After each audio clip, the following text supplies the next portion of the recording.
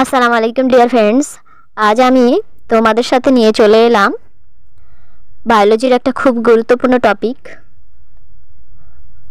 Animal tissues. Animal টিস্যুর মধ্যে হচ্ছে বিভিন্ন টিস্যু থাকে। তো আমরা জানি 4 প্রকারের টিস্যু থাকে।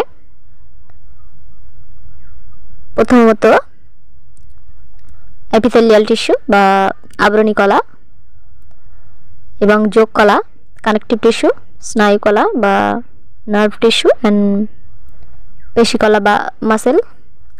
তো প্রথমে আমি যেটা আলোচনা করব সেটা হচ্ছে আবরণী কলা বা এপিথেলিয়াল টিস্যু। তো দেখো, এপিথেলিয়াল টিস্যু কাকে বলছি আমরা? যে কলা বা যে টিস্যু প্রাণীদেহের ত্বক এবং বিভিন্ন অঙ্গ ও তন্ত্রের মুক্ত তলে আবরণী বা আচ্ছাদন তৈরি করে তাকে আবরণী কলা বা এপিথেলিয়াল টিস্যু বলা হয়। তো আবরণী কলা বা এপিথেলিয়াল টিস্যু আমাদের শরীরে কি কি উপকার করে, মানে কি কাজ করে, সেগুলো আমি দেখব। তো পরপর দেখে নাও। নাম্বার 1, রক্ষণাত্মক বা প্রোটেক্টিভ কাজ।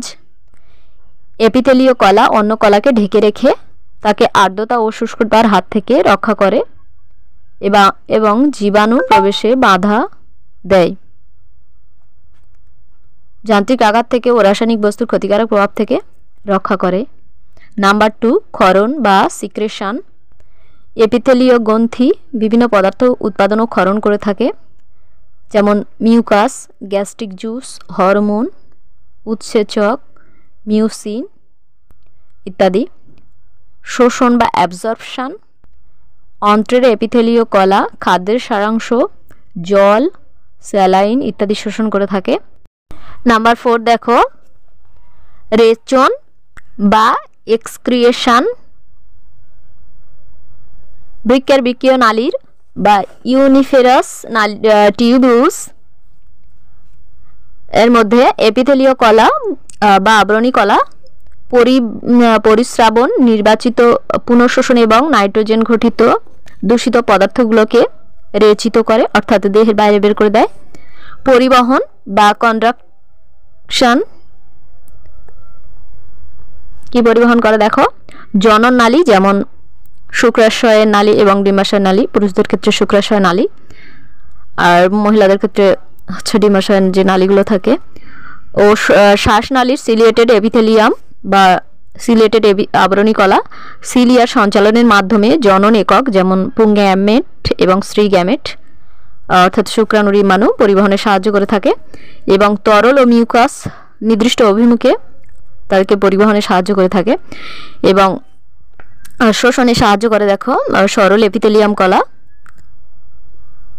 বা সিম্পল এপিথেলিয়াল টিস্যু শোষণে সাহায্য করে বা রেসপিরেশন, যেমন অ্যালভিওলাই পরিবেষ্টিত এপিথেলিয়াম কলা, যেমন আমাদের শ্বাস অঙ্গ ফুসফুসে ছোট ছোট অ্যালভিওলাই থাকে, তো তার গাতে যেগুলো আবরণী কলা থাকে গ্যাসীয় আদান প্রদানে অংশগ্রহণ করে থাকে।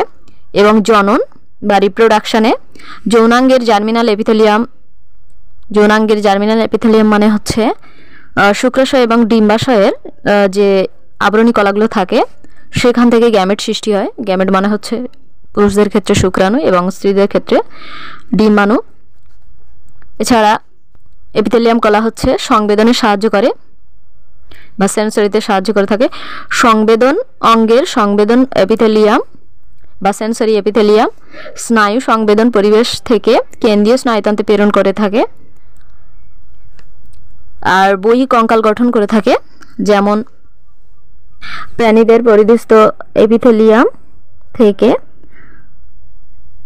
সিলিয়া, ফ্ল্যাজেলা, আঁশ, রোম, খুর, নখ, শিং, পালক ইত্যাদি তৈরি করে থাকে। আমাদের গায়ের যে লোমগুলো হয়, তারপর হচ্ছে মাছের ক্ষেত্রে আঁশ, স্তন্যপায়ী প্রাণীদের ক্ষেত্রে হচ্ছে রোম, খুর, শিং পশুদের ক্ষেত্রে, এবং পালক পাখিদের ক্ষেত্রে সিলিয়া, ফ্ল্যাজেলা, ব্যাকটেরিয়া যে বিভিন্ন অণুজীবের ক্ষেত্রে তৈরি করে থাকে। তো এগুলোই ছিল বেসিক্যালি এপিথেলিয়াম যে কলাটা। কিন্তু এগুলোর কি হয়, এখানে কিন্তু রক্তনালী থাকে না, এবং এখানে ধাত্রের থেকে মানে জলের থেকে হচ্ছে কোষের পরিমাণ বেশি থাকে। তাই এই এপিথেলিয়াম কলাকে বলা হয় কোষের আধার বা কোষ প্রধান কলা বলা হয়। ডিয়ার ফ্রেন্ডস, আমি বিভিন্ন টপিক নিয়ে আলোচনা করব, তোমরা যেগুলো তোমাদের বেসিক্যালি প্রয়োজন সেইগুলোকে কমেন্টে জানাবে, আমি অবশ্যই নিয়ে আলোচনা করব। আর ভিডিওটা অবশ্যই শেয়ার করবে বন্ধুদের মাঝে, এবং ভিডিওটা কেমন লাগলো অবশ্যই কমেন্টে জানাবে।